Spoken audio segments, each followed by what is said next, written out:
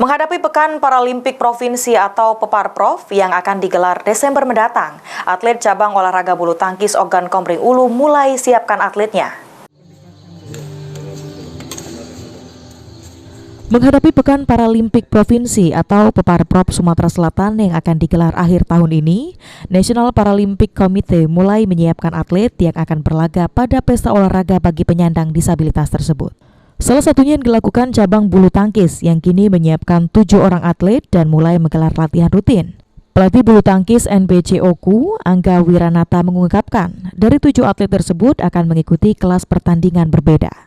Di antaranya kelas tunawicara, tunadaksa lower, dan tunadaksa upper. Saat ini pelatihan dipusatkan di Gedung Olahraga Baturaja sebanyak 2 kali dalam sepekan. Persiapan kita sudah melakukan TC sampai bulan November akhir untuk menjelang Peparprov yang ketiga tuan rumahnya Oku, dan hari ini kita melakukan TC latihan bulu tangkis sudah mulai dari kemarin. Latihannya di Gor Baturaja. Untuk kelas yang kita siapkan dari Kabupaten Oku ini salah satunya ada tunadaksa, yang daroni itu tunarungu wicara, tunadaksa lower, ada juga upper. Lower itu pinggang ke bawah cacatannya kan, kalau upper itu pinggang ke atas.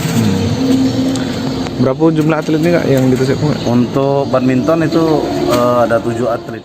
Dikatakan Angga, pihaknya berharap support dari berbagai pihak. Pelaksanaan Peparprov kali ini diharapkan menjadi keuntungan bagi atletnya karena dilaksanakan di Oku Raya.